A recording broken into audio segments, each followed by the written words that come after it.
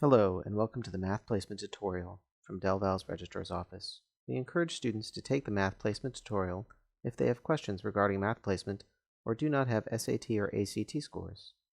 From Del Val's homepage, select Information for Current Students, and then scroll down and select the Del Val App Hub.